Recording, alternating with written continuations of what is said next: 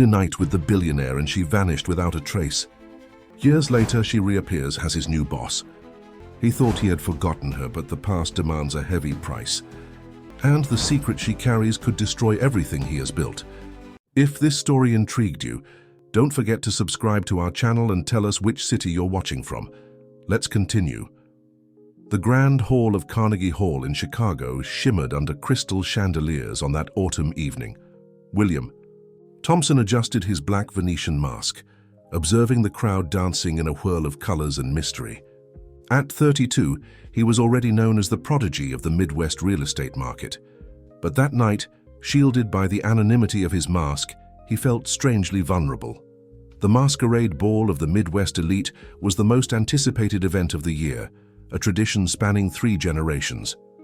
William was accustomed to leading meetings, closing million-dollar deals and setting market trends.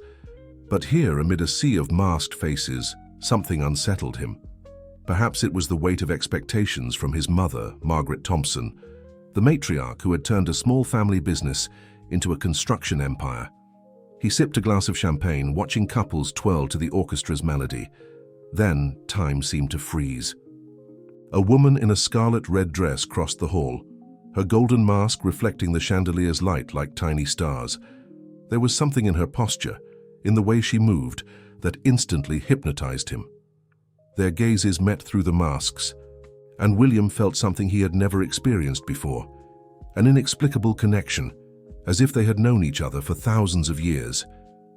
Without a second thought, he walked toward her. The music shifted to a gentle waltz, and he extended his hand in a silent invitation. "Don't you usually ask permission before dancing?" she asked with an enigmatic smile, her melodious voice carrying a faint accent he couldn't place. "Sometimes the moment calls for boldness," he replied, surprising himself with the spontaneous answer.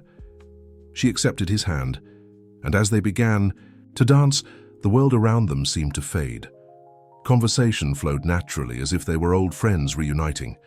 She had a sharp wit and an intelligence that fascinated him.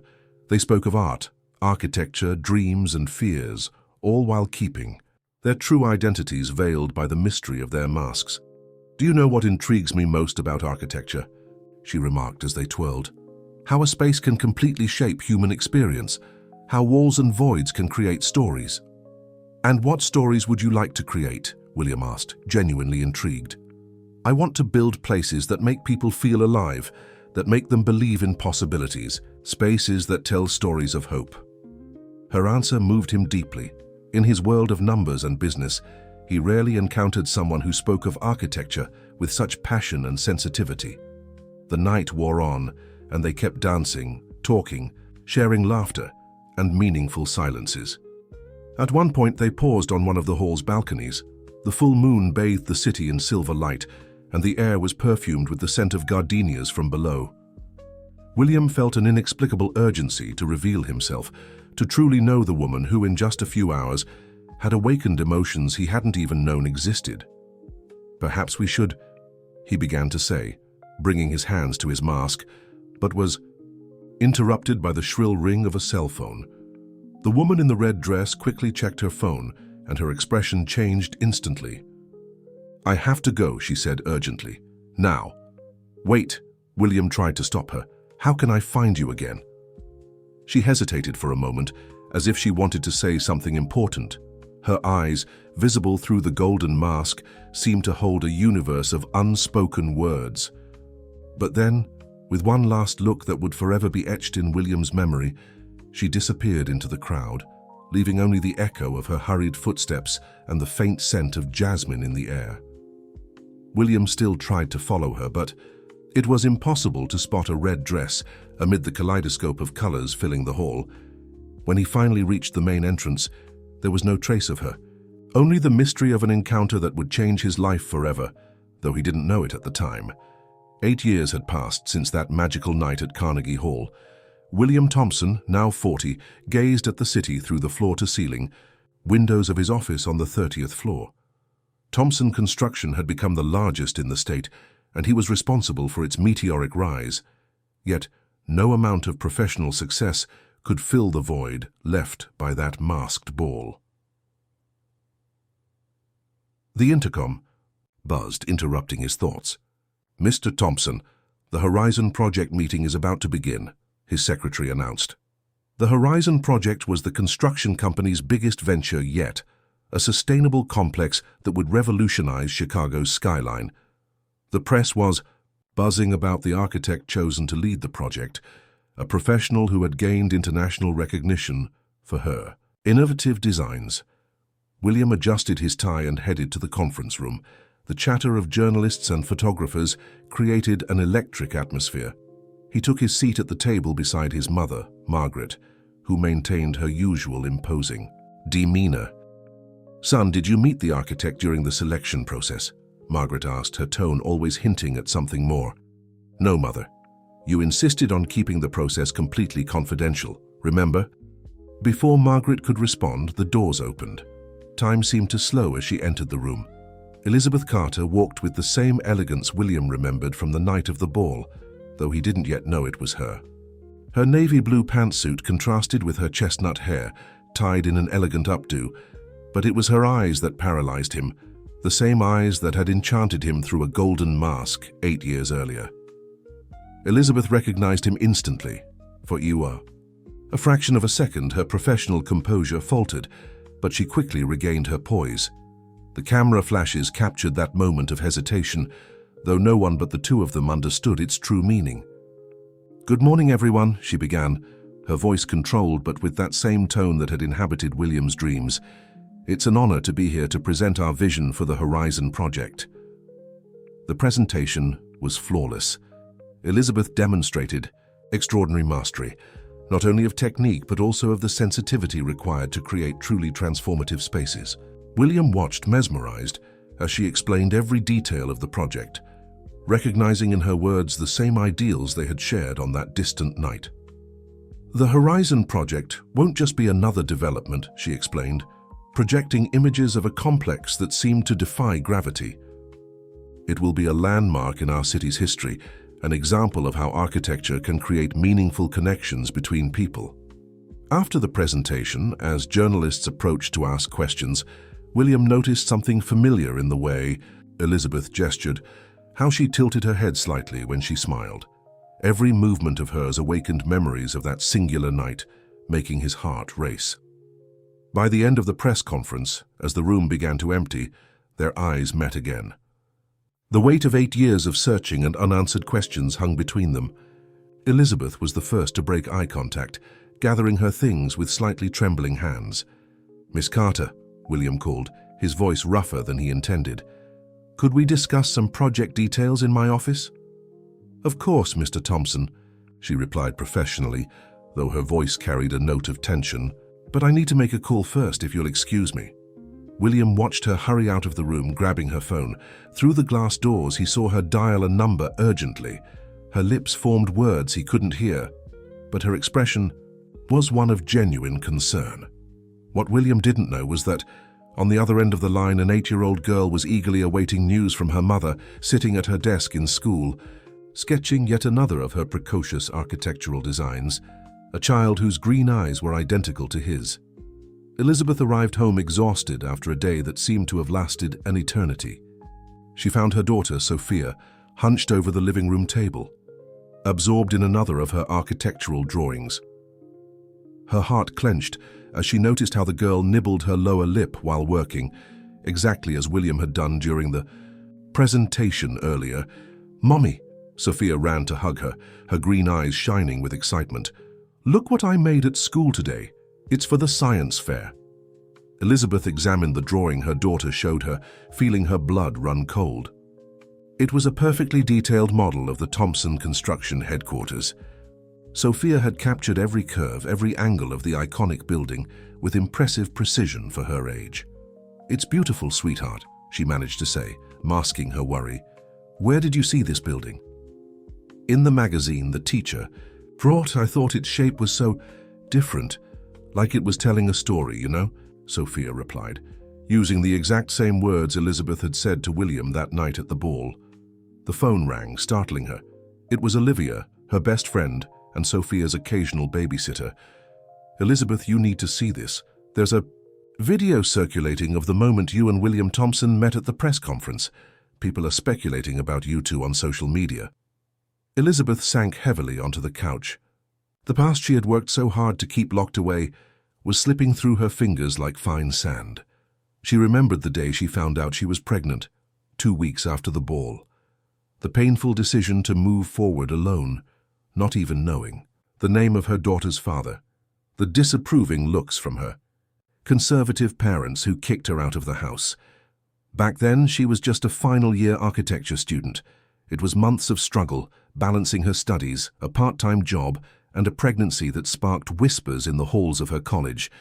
But every hardship only made her more determined.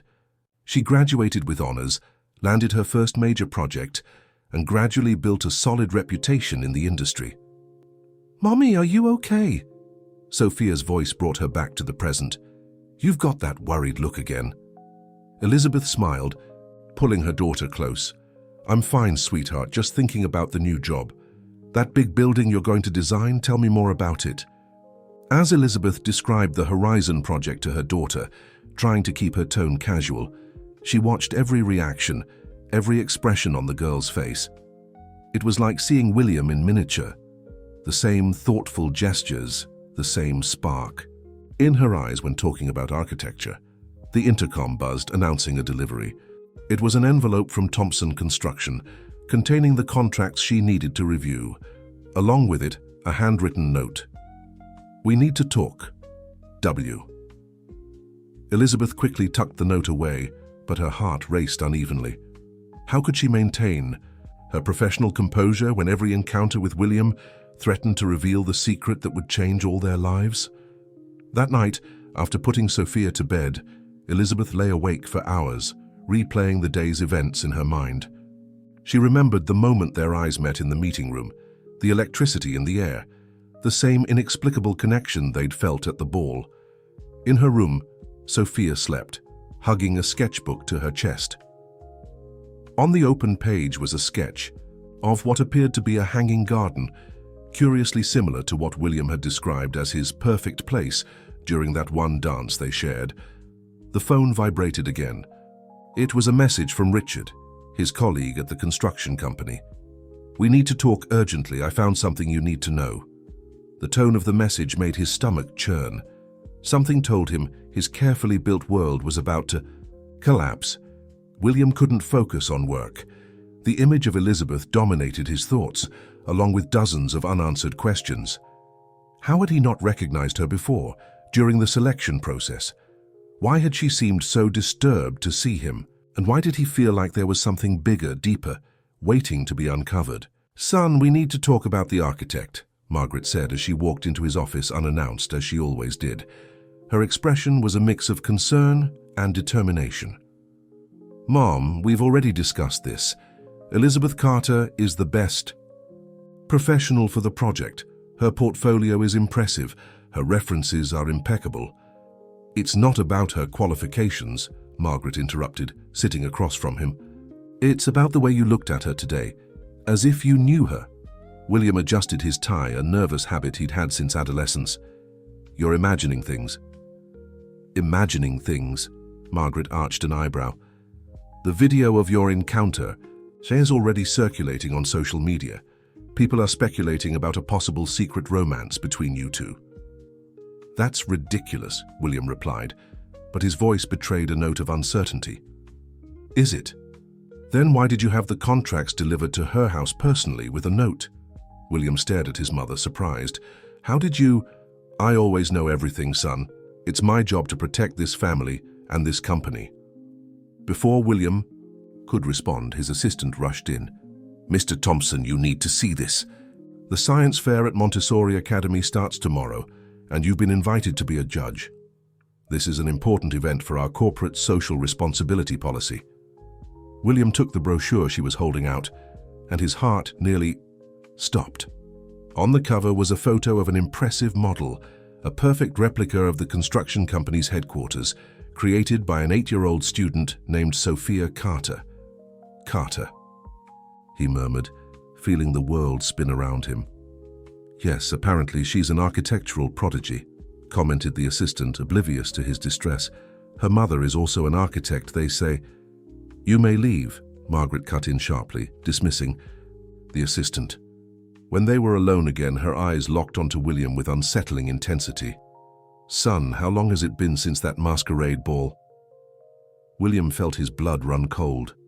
8 years, he answered automatically, and then realization struck him like lightning. "Mother, you're not suggesting that—" "I'm just doing the math," Margaret replied coldly, standing up, "and you should do the same." That night, William drove to Carnegie Hall. The venue was closed at that hour, but the security guard recognized him and let him in. He walked to the balcony where he had spoken with the woman in the red dress, now knowing it was Elizabeth. Memories of that night hit him with full force. The dancing, the conversations, the inexplicable connection. And now, a possibility he had never considered. His phone vibrated. It was a message from Richard, one of the architects on the team. "Mr. Thompson, I've discovered something about Elizabeth Carter that you need to know. It's urgent." Simultaneously, he received an email from the school confirming his participation as a judge in the science fair. Attached was a more detailed photo of Sophia's model. William zoomed in, studying every detail. The precision was astonishing, but it was a small feature that made his heart race. At the top of the building, the girl had added a rooftop garden, identical to the one he had always dreamed of building, a dream he had shared with only one person, on a masked night 8 years ago. The auditorium at Montessori Academy buzzed with activity that Thursday morning. Proud parents, excited teachers, and eager children moved between tables filled with scientific and artistic projects. At the center of the room, Sophia Carter's model drew everyone's attention, a meticulous reproduction that captured not just the physical structure of the Thompson building, but also its architectural essence. Elizabeth nervously adjusted her necklace as she watched her daughter explain the project to visitors. Sophia gestured enthusiastically, her green eyes shining as she described every detail of the construction. "See how natural light is maximized through these panels, and how the structure seems to float but is actually perfectly balanced." "Impressive," a male voice remarked behind Elizabeth, making her freeze. William Thompson stood there, alternating his gaze between Sophia and her model, an indescribable expression on his face. "Mr. Thompson," Elizabeth managed to say, keeping her voice professional, "I didn't know you'd be one of the judges."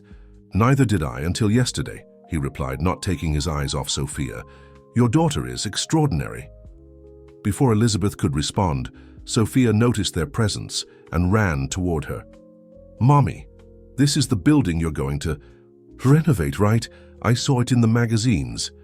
William crouched down to the girl's height. "Hello, Sophia. I'm William Thompson. You did an amazing job with this model." "Thank you. You're the owner of the building, aren't you? I love the rooftop garden you're planning to build. It's going to be like a little piece of heaven in the middle of the city." William visibly paled. Elizabeth felt the air leave her lungs. That detail about the rooftop garden wasn't in any magazine. It was a private wish William had only shared during the masquerade ball.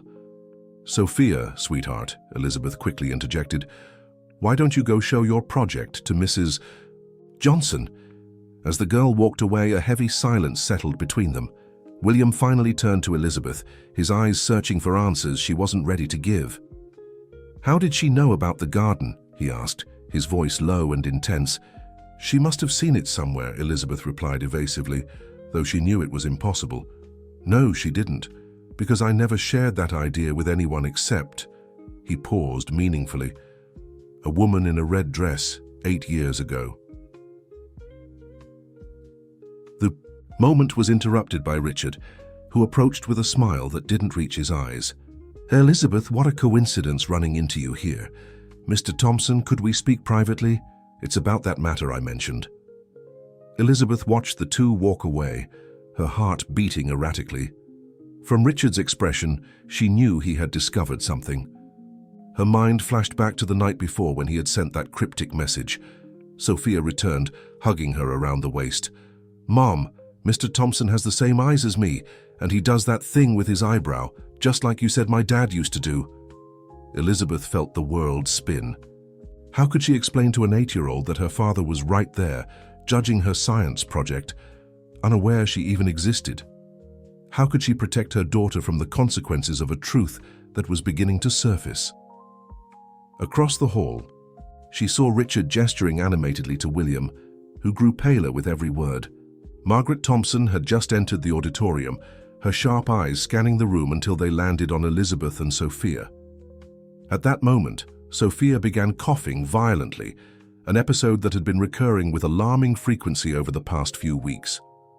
Elizabeth held her tight, trying to soothe her, but the coughing didn't stop. William moved as if to approach, concern clear on his face, but Margaret stopped him with a firm gesture. "Miss Carter," Margaret's voice cut through the air like a blade. "We need to talk now." Richard watched the science fair scene unfold with a calculated smile. After weeks of investigating Elizabeth Carter, he finally had all the puzzle pieces in his hands. Sophia's birth certificate, the dates that perfectly matched the masquerade ball, the undeniable resemblance to William Thompson. Everything fit perfectly.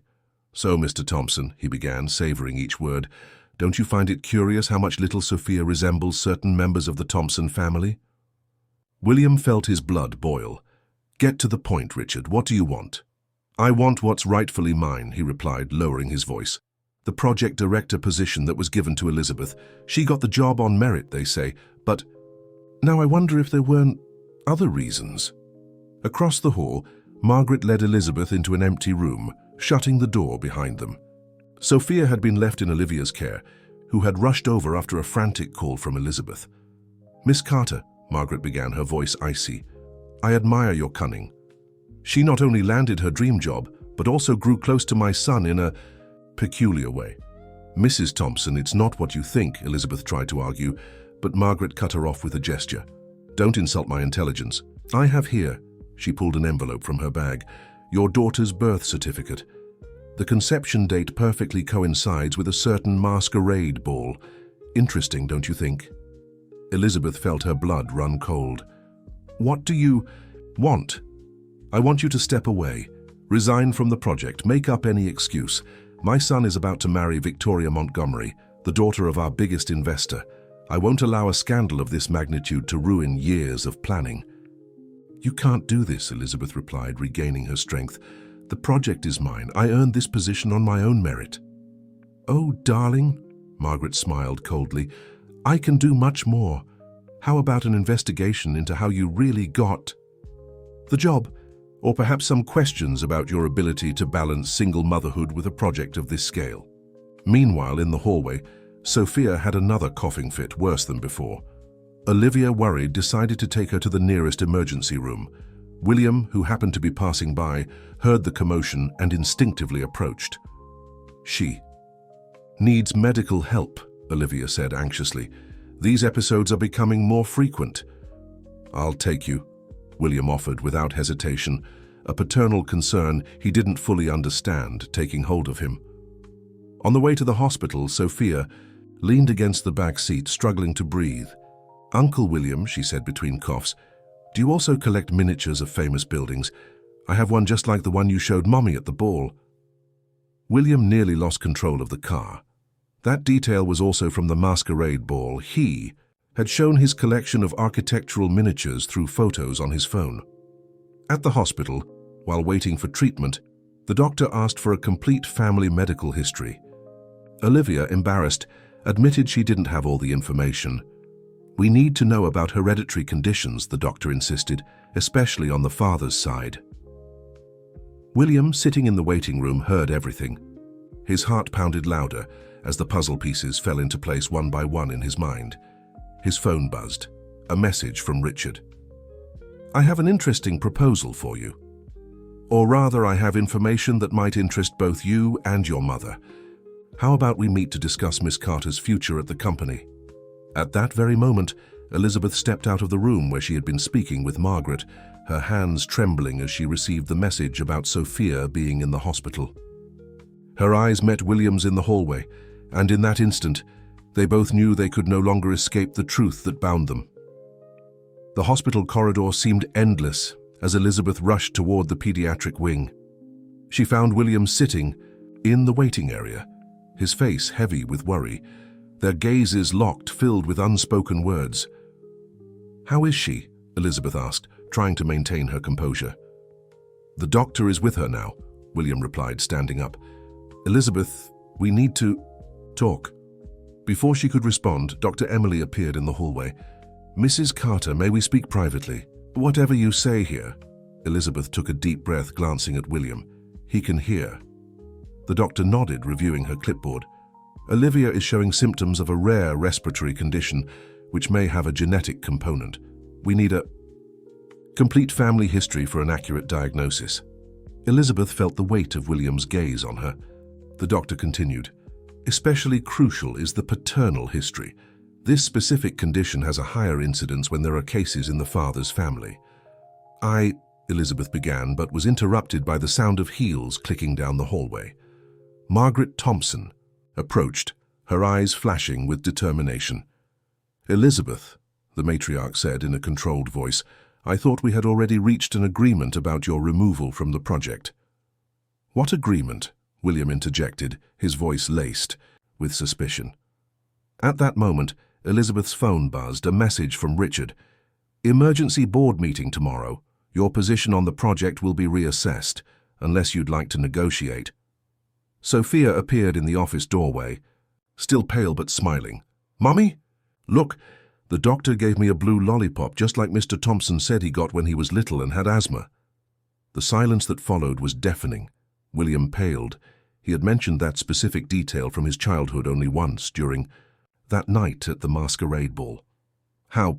he began, but was interrupted by Victoria Montgomery, his fiancée, who arrived unexpectedly at the hospital. "William, darling, I came as soon as I heard. Margaret told me you were here because of an emergency with the architect's daughter from the project." Elizabeth watched the scene unfold as if in slow motion. William's elegant fiancée, Margaret's calculating expression, Sophia's confused gaze, and William, who now looked at his daughter as if seeing her for the first time, truly seeing her. "Victoria," he said slowly, "I need to handle something important here." "More important than our dinner with the investors?" Victoria asked, her saccharine voice barely masking her irritation. Elizabeth seized the distraction to take Sophia's hand. "Come on, sweetheart. We need to go home." "But Mom," Sophia protested, "I wanted to show Uncle William my new drawing." "It's a special project with those big windows he said he wanted to build one day." Margaret cleared her throat pointedly. "William, the Montgomerys are waiting for us to discuss the company merger. We can't be late." Elizabeth felt the world spinning around her. Margaret's veiled threats, Richard's blackmail, Sophia's health, William's devastated expression, it all swirled together in a whirlwind of emotions and responsibilities. "Elizabeth," William called, his voice hoarse with emotion. "Don't go, we need to think about what's best for everyone," she interrupted, Margaret's words echoing in her mind. "Especially for Sophia." As she walked down the hallway with her daughter, Elizabeth could feel the weight of their stares on her back. Her mind raced frantically, trying to find a way out that would protect her daughter without sacrificing everything she had worked for. In the parking lot, she found an envelope on her windshield. Inside was an old photo from the masquerade ball, her and William dancing, their masks shimmering under the lights. On the back, a message from Richard. "Tomorrow 9 a.m. my office, or this photo ends up in the right hands." William remained at the hospital long after Elizabeth and Sophia had left. Sitting in the same waiting room chair, he relived every moment of the last few hours, every detail that now made overwhelming sense. Sophia's green eyes, identical to his. Her natural talent for architecture. The little ways she expressed herself, so similar to his own. "Son," Margaret returned after walking Victoria to the car, "don't do anything rash." "How could you?" he asked, his voice trembling with suppressed anger. "Threatening Elizabeth? Trying to force her out of the project? I'm protecting you, protecting our family, our company. Marrying Victoria isn't just a personal union, it's a vital business alliance for the future of Thompson Construction." "And Sophia? Isn't she family too?" Margaret sighed, sitting beside her son. "William, be realistic. This woman appears out of nowhere with a child she claims is yours, right as you're about to take full control of the company. Don't you see this could be a setup?" "You weren't there that night," William replied, standing up. "You didn't see how it was. You didn't feel what we felt. Feelings don't build empires, son. Your father taught me that." Across town, Elizabeth was trying to put Sophia to bed. The girl was still restless from the day's events, especially William's presence. "Mommy," Sophia asked, hugging her. "Stuffed bear. Why did Uncle William act so weird when I mentioned the blue lollipop, and why doesn't his grandma like us?" Elizabeth sat on the edge of the bed, her heart heavy. How could she explain the complexities of the adult world to an 8-year-old? How could she protect her without denying her the truth she had a right to know? "Sometimes, sweetheart, grown-ups have complicated problems to solve," she replied, stroking her daughter's hair. "Like the problems in your projects, when you stay up all night drawing until you find the perfect solution?" Elizabeth smiled. "Sadly, something like that. Now sleep. Tomorrow's going to be a long day." After Sophia fell asleep, Elizabeth found Olivia in the living room, waiting for her with a cup of tea and a worried look. "I saw the photo Richard left," Olivia said bluntly. "What are you going to do?" "I don't know," Elizabeth admitted, collapsing onto the couch. "If I give in to his blackmail, I lose everything I've achieved. If I don't, he'll expose everything. In both cases, Sophia will be affected. And if you told William the truth, he seemed genuinely concerned about Sophia today, and risk him trying to take my daughter from me, or worse, that he rejects her." Elizabeth's phone rang. It was an unknown number. When she answered, Victoria Montgomery's cold voice came through the line. "Miss Carter, I believe we need to talk. About William, about the project, and about other family matters." Elizabeth felt a chill. "Miss Montgomery, I don't know what you're talking about." "Oh, I think you do. Richard showed me some very interesting evidence this afternoon. How about we meet tomorrow for coffee, say 8 a.m. An hour before her scheduled meeting with Richard, Elizabeth realized. Her world was crumbling from all sides. That same night, William was in his home office, spreading old photos from the masquerade ball across the table. In one of them, captured by an event photographer, he and the woman in the red dress were dancing under a beam of light. Even with the masks, you could see the exact moment their eyes met. His phone buzzed with a message from Sophia. She had gotten his number at the hospital without anyone noticing. It was a picture of a drawing, the suspended garden design she had created, with a dedication that made his heart stop. "For you, because Mommy always says shared dreams are more likely to come true." The coffee shop in downtown Chicago was nearly empty at that time of morning. Elizabeth arrived promptly at 8 a.m., finding Victoria Montgomery already seated at a discreet table in the back. William's fiancée exuded elegance and power in her impeccable tailored suit. "Miss Carter," Victoria smiled coldly, "thank you for coming. Coffee?" "Let's get straight to the point, please," Elizabeth replied, maintaining the professional composure she had honed over the years. "As you wish." Victoria pulled an envelope from her bag. "Richard was very kind enough to share certain information with me, including this photo from the masquerade ball. Curious how some coincidences happen, isn't it?" Elizabeth felt her stomach churn. "What do you want?" "I want you to understand your position." Victoria leaned forward. "The marriage to William isn't just a romantic union, it's a merger of empires. The Montgomerys and the Thompsons united will be unstoppable in the construction market. I won't allow some past fling to ruin that." "Sophia isn't a past fling," Elizabeth replied, her voice trembling with restrained anger. "She's my daughter." "And William's, apparently," Victoria finished with an icy smile. "But will he want to take on that responsibility? Especially when he finds out you've hidden the truth for 8 years.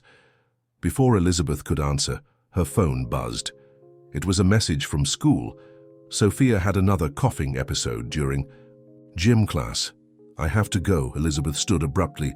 "My daughter—" "Ah, yes, little Sophia," Victoria interrupted. "I heard she needs specialized medical treatment. Expensive treatments, I imagine. It would be a shame if you lost your position at the construction company now, wouldn't it?" Elizabeth froze, the weight of the threat pressing on her shoulders. At that exact moment, William walked into the cafe. His eyes met Elizabeth's. then locked onto Victoria's. "So this is what you're up to so early, darling?" His voice carried a coldness Elizabeth had never heard before. "William," Victoria stood, startled. "I was just threatening the mother of my child." The silence that followed was deafening. Elizabeth felt the world spin. How did he know? "I spent the entire night going over every detail," William continued, stepping closer to the table. "Every coincidence, every word from Sophia. And then, an hour ago, I got the results of the tests I requested last night. The rare blood type she has, it's the same as mine." Victoria quickly regained her composure. "William, darling, you're not thinking clearly. This woman hid a daughter from you for 8 years. How can you trust her?" "And how can I trust you?" he fired back. "Conspiring with Richard, making veiled threats." Elizabeth's phone rang again. It was the school. Sophia's condition had worsened and she was being taken to the hospital. "I need to," Elizabeth began, but William was already grabbing the car keys. "I'm coming with you," he said, firmly. "No more secrets, no more threats. Our daughter needs us."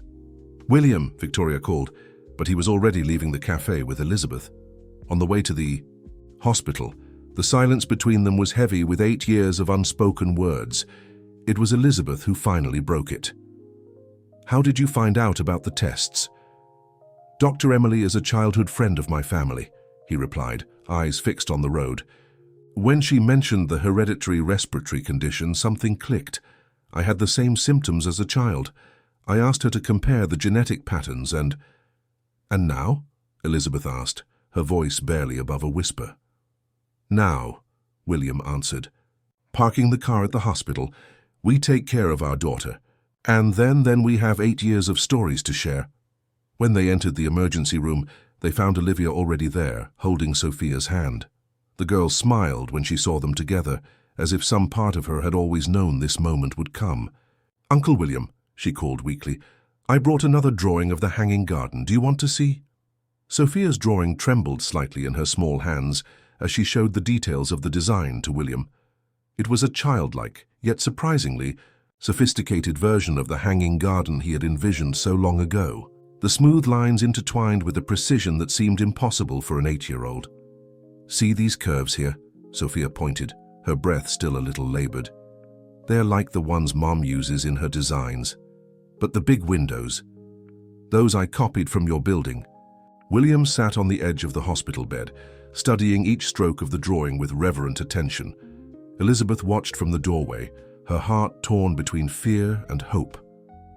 Dr. Emily had just left after explaining that Sophia would need a specific treatment for her respiratory condition, the same treatment that had worked for William as a child.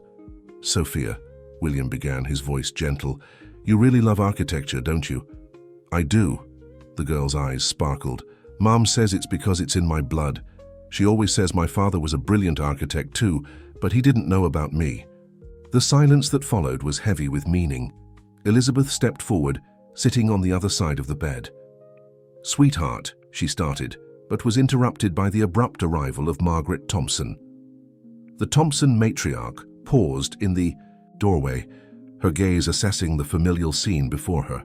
For the first time, a shadow of genuine emotion crossed her face as she saw Sophia. It was impossible to deny how much the girl resembled William at that age. "So it's true," Margaret said, more to herself than to the others.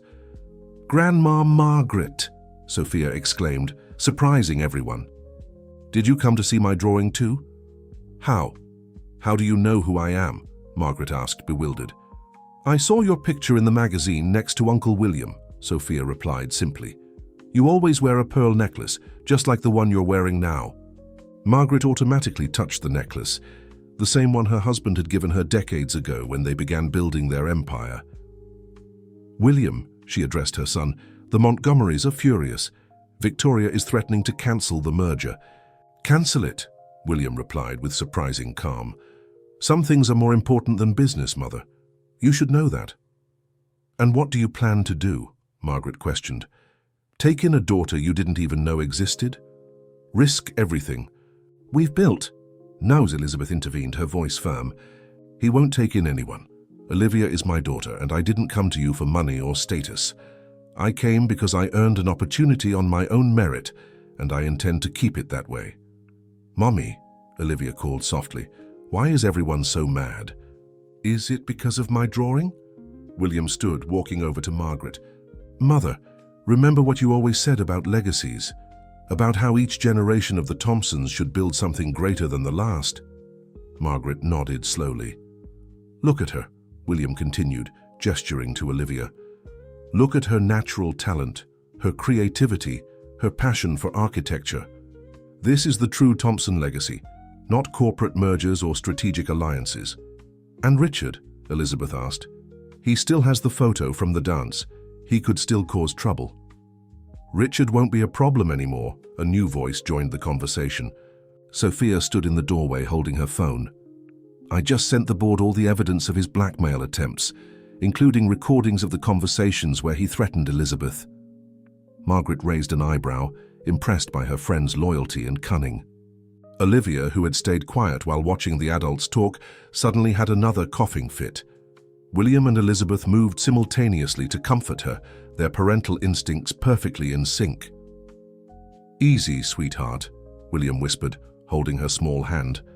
Breathe slowly like I used to when I was little. It'll pass.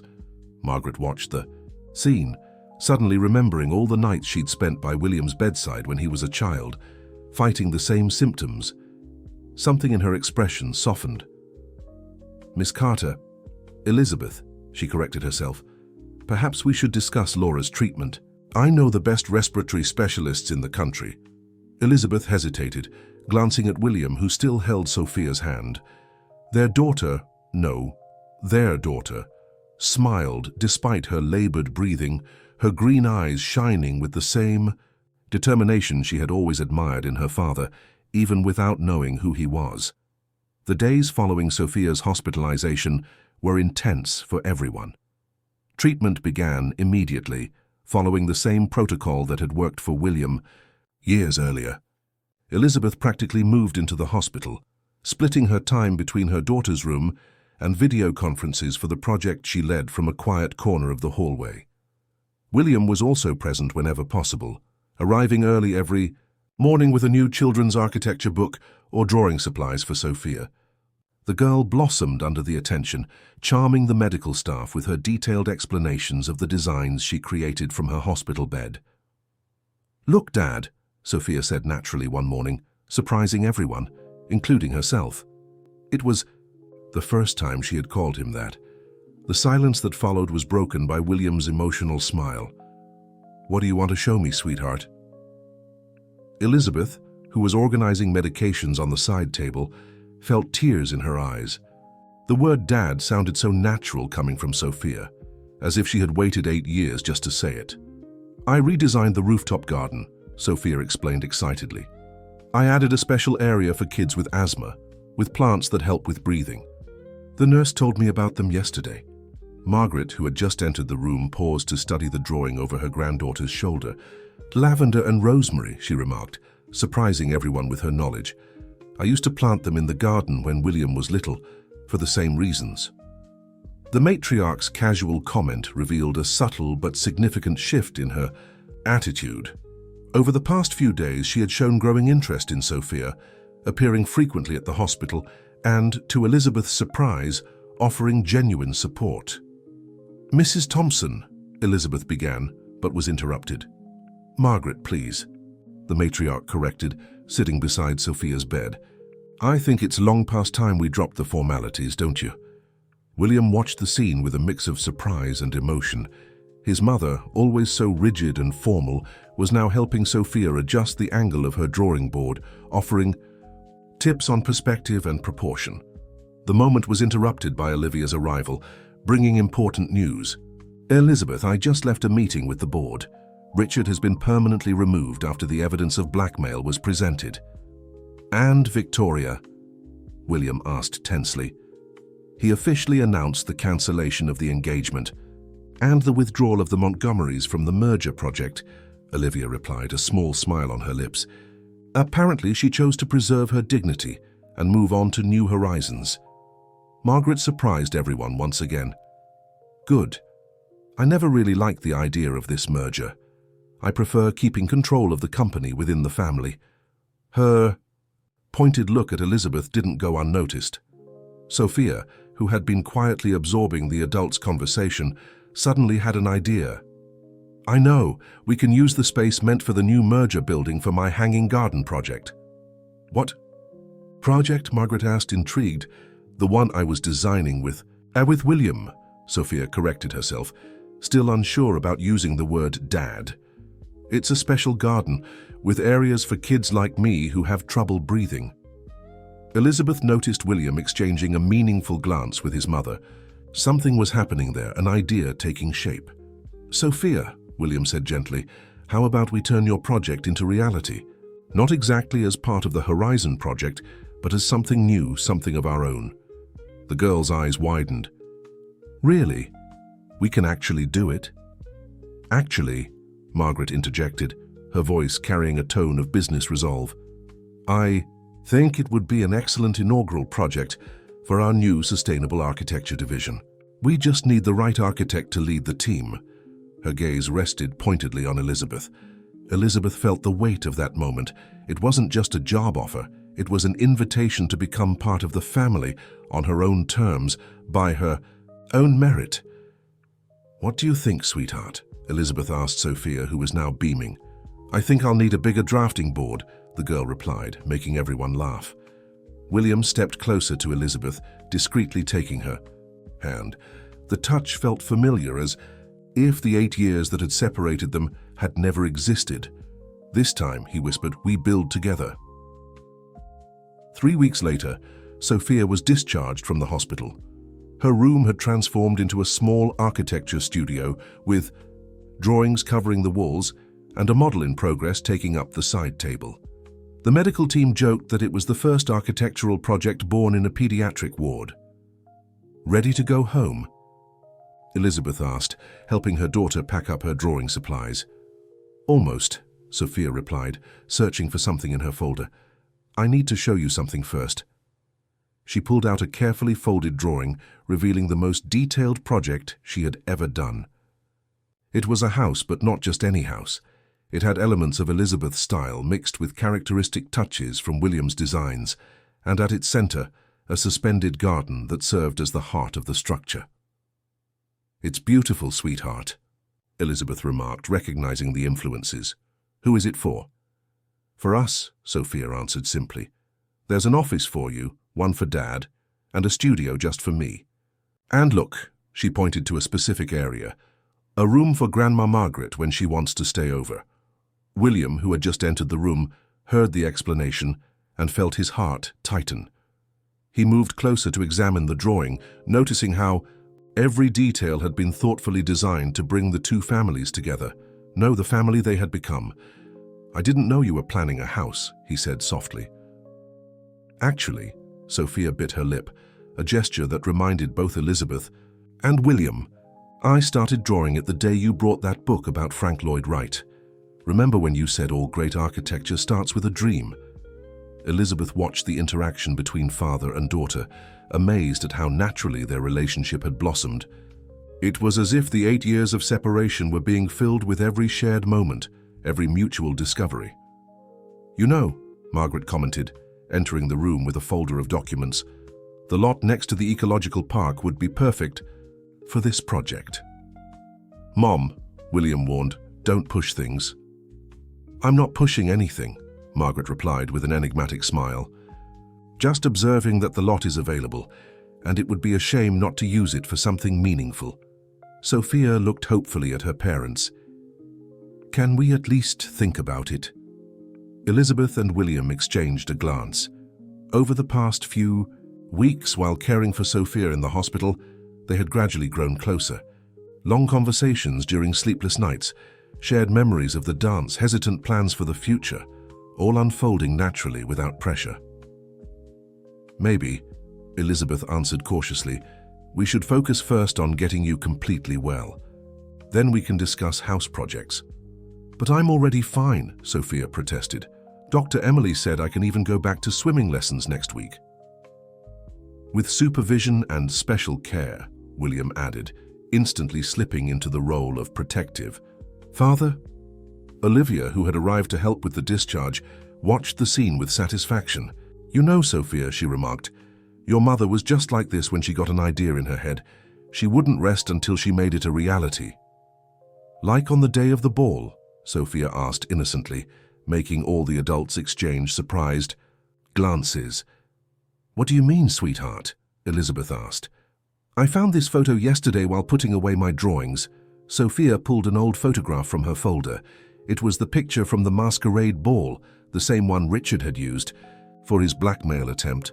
But instead of threatening, it now seemed like just a beautiful memory, a moment frozen in time that had changed everyone's lives. "Where did you get this?" William asked softly.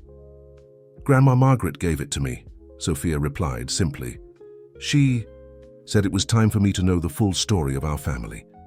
Elizabeth looked at Margaret, surprised and moved. The matriarch of the Thompson family merely shrugged, but her eyes were moist. "Sometimes," Margaret said, "we need to lose a mask to find our true face." Autumn had arrived again in Chicago, painting the city in golden hues that reminded Elizabeth of the mask she had worn that night 8 years ago. In the meeting room of Thompson Construction, she presented the final design for the therapeutic garden inspired by Sophia. "As you can see," Elizabeth explained to the board, "the space is designed not just as a green area, but as a treatment and community center for children with respiratory conditions." William, seated beside his mother, watched with pride as Elizabeth led the presentation. Over the past few weeks, after Sophia's discharge, they had found a natural rhythm of living together. Sunday mornings were dedicated to visits to parks and architecture museums. Afternoons were spent working on family projects, and evenings often ended with the three of them hunched over blueprints and models at the living room table. "The project incorporates biophilic elements," Elizabeth continued, projecting detailed images. "Each plant species was selected not only for its therapeutic properties, but also for its ability to create favorable microclimates." "And who developed this natural ventilation system?" one of the directors asked, impressed by the technical details. "It was a collaboration," Elizabeth smiled, glancing at the door where Sophia had just entered with Olivia. "My daughter had the initial idea based on her own experience as a patient." Sophia, who now breathed much easier thanks to her treatment, walked confidently to the front of the room. Dressed in a miniature version of Elizabeth's professional style, she began explaining her part of the project with surprising poise. "See these openings here?" She pointed to the design. "They're positioned to create an airflow that helps with breathing, but without the strong draft that's uncomfortable. I tested the concept in my hospital room." Margaret, who had until then maintained her usual stern expression, couldn't contain a proud smile. "Your granddaughter had not only inherited her parents' talent, but also showed a unique sensitivity for understanding people's real needs." After the performance, while the directors discussed technical details, Sophia approached William with an envelope in her hands. "Dad," she called, the word now coming naturally, "I found another old thing of Mom's." Inside the envelope was a napkin from Carnegie Hall, with a quick sketch made during the masquerade ball.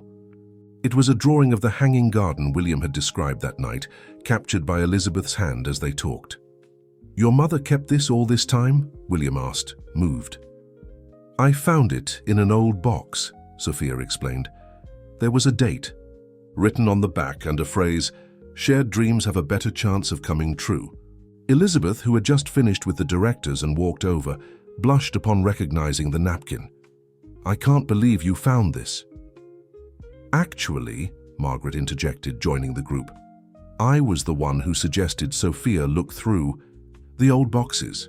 I thought it was time to bring the past and present together." Olivia, who was watching the scene, couldn't help but comment, "Who would have thought that night at the ball would bring us here?" "Speaking of the ball," Sophia said excitedly, "Grandma told me there's going to be another one next month. Can we go, please?" William and Elizabeth exchanged surprised glances. "Another masquerade ball?"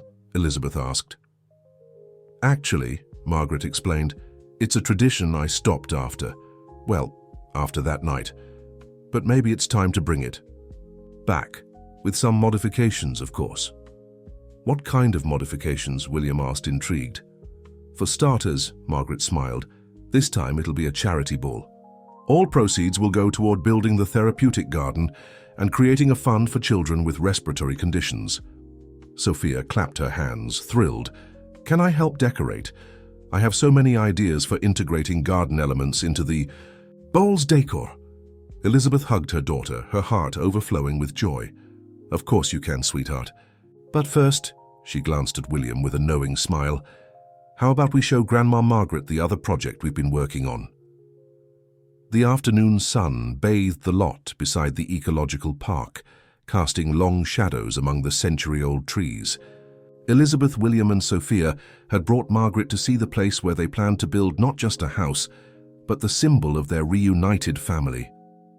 Here, Sophia explained excitedly, running across the property with an energy that just a few months ago had seemed impossible, will be the main gathering area, with double-height ceilings and floor-to-ceiling windows to take advantage of the park view.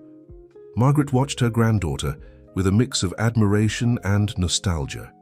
She reminds me so much of you as a child, William, always running around, with plants and blueprints under your arm.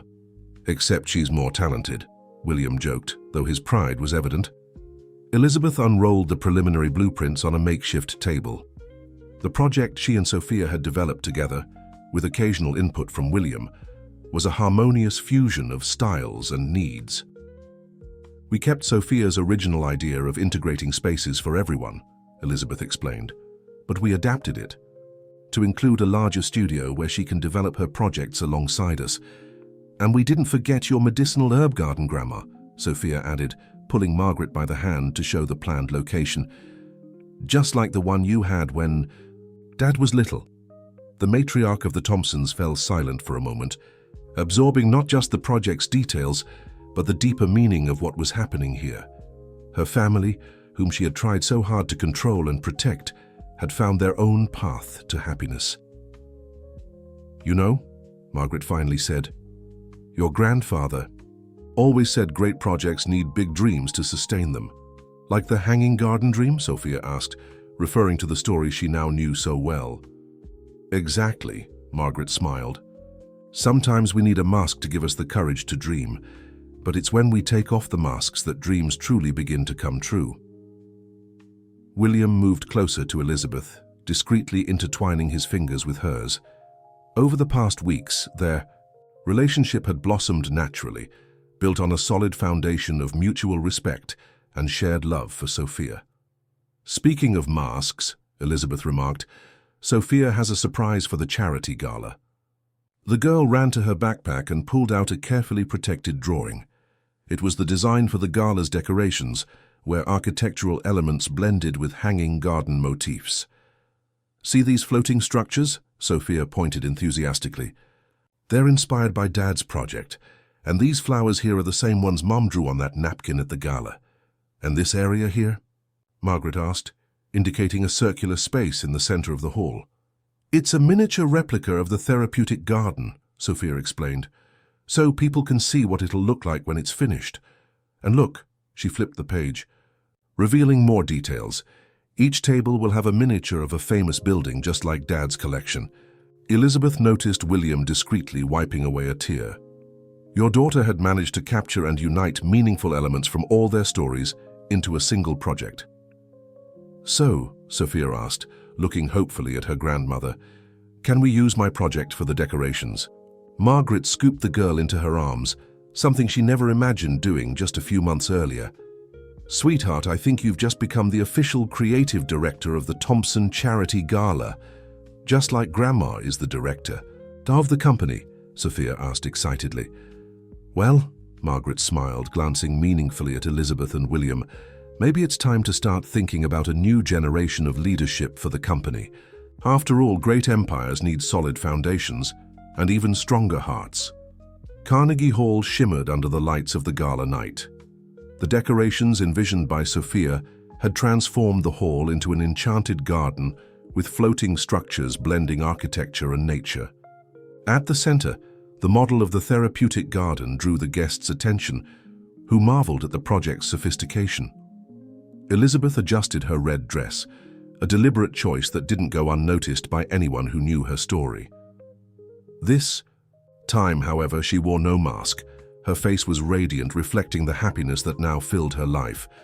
"Mom," Sophia ran toward her, beautiful in her sky blue dress. "Come see, people are loving the garden project." William approached, elegant in his tuxedo, carrying a small box. "Sophia, I think it's time we gave your mother that special gift." The girl clapped her hands excitedly. "Can I give it to her?" Elizabeth watched, intrigued, as her daughter carefully opened the box with reverent hands. Inside was a golden mask, identical to the one she had worn 8 years earlier. "But how?" Elizabeth asked, emotional. "I kept your original mask all these years," Margaret revealed, joining the group. "I found it in the hall after you left in a hurry that night. Something told me it would be important one day." "And look, Mom." Sophia pointed to a detail on the mask. "I engraved something special on it." On the inside of the mask, delicately engraved, were the words, "Shared dreams are more likely to come true. Thompson Carter family." Thompson Carter family? Elizabeth asked, looking at William. He smiled nervously. "Actually, there's another gift we'd like to give you," signaling to Sophia, who rushed to fetch something hidden behind one of the decorated columns.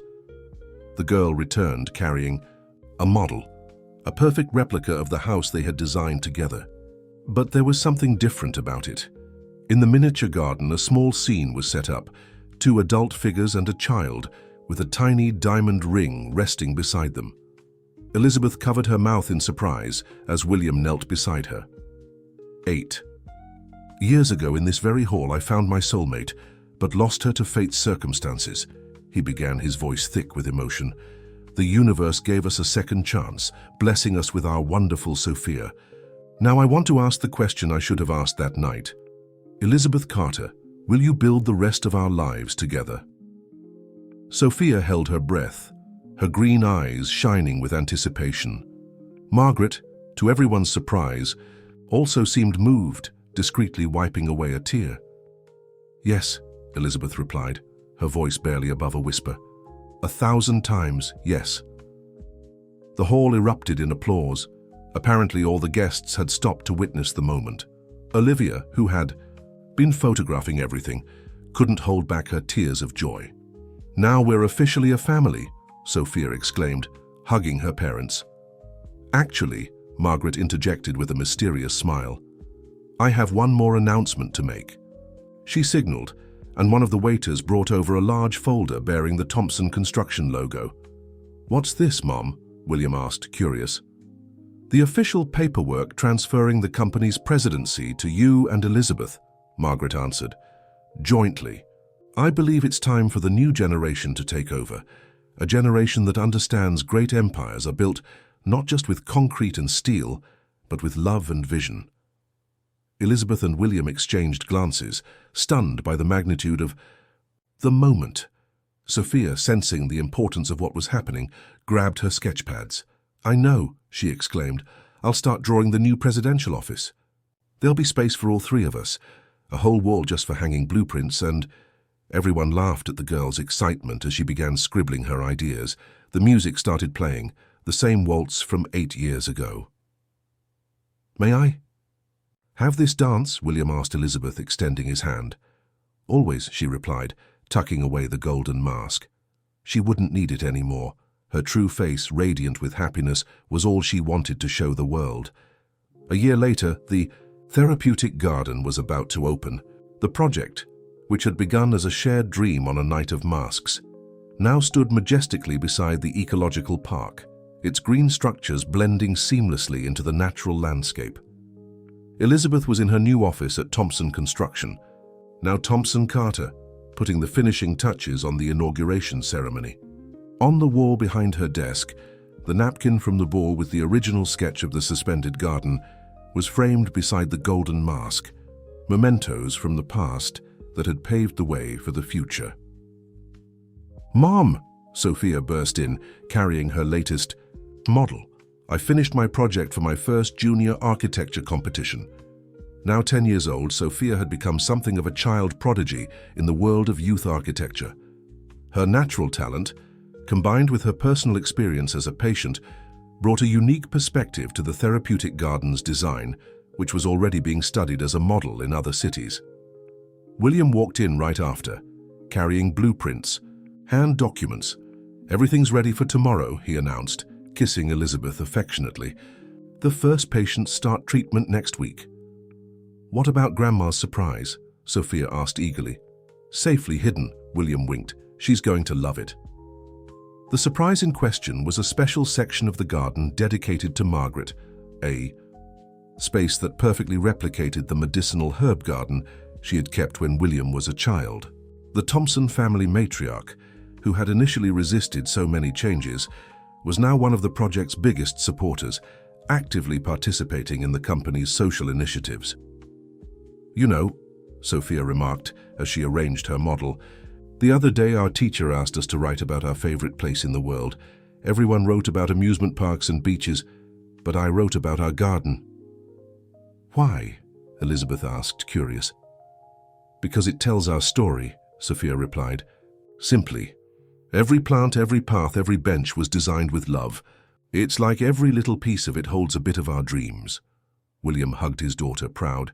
"And to think it all started with your drawing at the science fair." "Actually," Elizabeth gently corrected, "it started with a dance on a night of masks." "And it's going to keep going," Sophia added, showing off her new project, "because now I'm designing rooftop gardens for children's hospitals. Dr. Emily said she'd help me with the medical side of things." The phone rang. It was Olivia, now the company's communications director, with the latest updates about the inauguration. "You won't believe this," she said excitedly, "but we already have a waiting list of other cities wanting to replicate the project." Elizabeth looked out her office window, where she could see the therapeutic garden stretching out in all its glory. The green structures intertwined harmoniously, creating spaces of healing and hope. In the background, the construction of their family home was nearly complete, a project Sophia insisted on supervising personally, ensuring every detail matched her original drawings.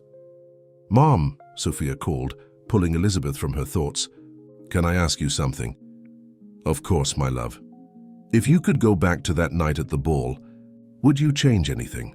Elizabeth looked at her family, at William, who had become not just her husband, but her partner in every way, at Sophia, her little architect who had woven their worlds together so perfectly, at the photo of Margaret, on the wall, now a doting grandmother and wise advisor.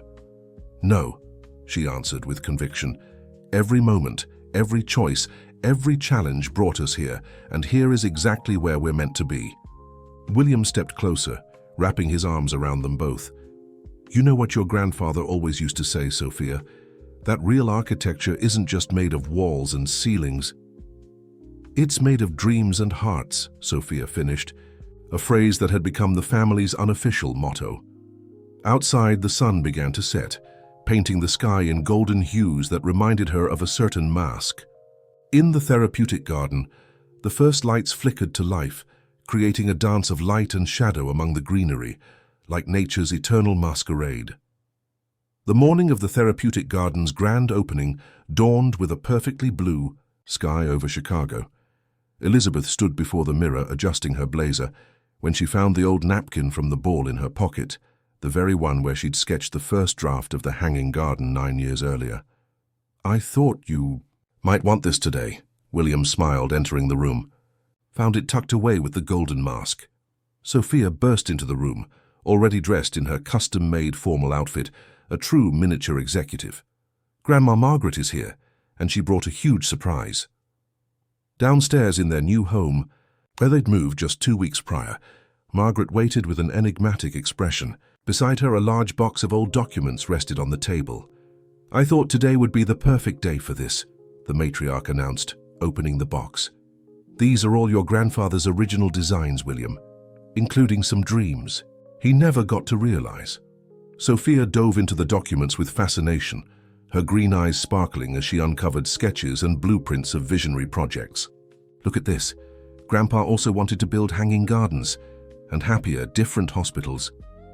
Your grandfather always said architecture wasn't just about buildings," Margaret explained, her voice soft with memory. "It was about building possibilities." Elizabeth, picked up one of the designs. It was strikingly similar to the therapeutic garden they'd inaugurate that day. "It's incredible how some ideas span generations," she remarked, moved. "And they'll keep spanning," Sophia declared with certainty, already setting aside a few inspiring sketches. "Can I use some of these ideas for my next project?" "The next project?" William asked curiously. "Yes.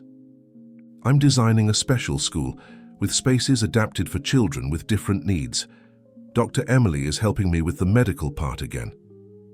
Olivia arrived at that moment, bringing the final confirmations for the ceremony. "You won't believe it, but we already have representatives from 5 countries wanting to learn about the project." The therapeutic garden had become much more than just an architectural project. It was a symbol of how personal dreams could transform into benefits for an entire community. "There's something I wanted to show before we go," Sophia said, running to her room. She returned with a folder full of new sketches. "It's a surprise. I've been saving." They were plans for expanding the therapeutic garden, not just in size but in concept. Sophia had designed versions adapted for different settings: schools, hospitals, community centers. In each drawing, the essence of the original project was present, but with unique touches that showcased her growing maturity as an architect. "See, these areas here," she pointed excitedly. "They're spaces where children can learn about architecture while receiving treatment. And here, a special place for storytelling. Because every building has a story, right?" Elizabeth and William exchanged emotional glances. Their daughter hadn't just inherited their talents. She had developed her own vision, one that blended the best of both of them with something entirely her own. "You know," Margaret remarked, looking at Sophia's sketches, "there's an old tradition in the Thompson family. Each generation must leave its mark, its contribution to the future. Your grandfather laid the foundations of the company. I expanded the business horizons. Your parents," she smiled at William and Elizabeth, "are uniting architecture and humanity. And you, my dear, are already starting to build your own legacy." Sophia hugged her grandmother, then ran to the window overlooking the therapeutic garden. The morning sun illuminated the green structures, creating a spectacle of light and shadow that seemed to dance among the plants like natural masks playing with the light. "It's time, Olivia," announced softly. "The guests are starting to arrive." As the family prepared to leave, Elizabeth watched her daughter make one last adjustment to her latest project. At the top of the page, in her careful handwriting, Sophia had written, "Because some dreams are too big to be dreamed alone." The therapeutic garden shimmered in the late afternoon light. The inauguration ceremony had been a resounding success, with officials, doctors, and, most importantly, dozens of families with their children, all marveling at the space that promised to unite healing and beauty. Sophia, who had insisted on being one of the official guides for the inaugural tour, confidently explained every detail of the project to the visitors. Her technical explanations, blended with personal stories from her own experience as a patient, captivated everyone. "And here," she showed with special pride, "is Grandma Margaret's garden with all the medicinal herbs she used to help my father when he was little." Margaret, who watched her granddaughter closely, couldn't contain her proud smile. The girl had inherited not only her parents' architectural talent, but also a unique ability to connect people through spaces. After the official closing of the event, as the sun began to set, the family remained in the garden. Elizabeth and William walked hand in hand along the winding paths, reminiscing about every moment that had brought them there. "Remember the first time we talked about a hanging garden?" William asked, stopping near a pergola covered in jasmine. "At the ball," Elizabeth smiled. "You said you dreamed of creating a place where people could touch the sky without leaving the ground. And you sketched it on a napkin," he added. "I never imagined that little drawing would turn into all this." Sophia joined them, carrying her ever-present project folder. "Look what I drew during the opening," she exclaimed, showing a new sketch. It was an aerial view of the therapeutic garden, but with a special detail. The people visiting it were represented as tiny points of light, connected by golden lines. "What are those lines, sweetheart?" Elizabeth asked, intrigued. "They're the stories," Sophia explained simply. Every person who comes here brings a story, and when they meet, their stories connect. Just like what happened with you two at the ball. Margaret, who had approached with Olivia, heard her granddaughter's explanation. You know, Sophia, your mother and father weren't the only ones wearing masks that night. What do you mean? Grandma? We all wear masks one way or another, the matriarch explained. I wore the mask of rigidity, thinking it was the only way to protect our family and our legacy. Your father wore the mask of business success, hiding his true dreams. Your mother? I wore the mask of fear, Elizabeth finished softly.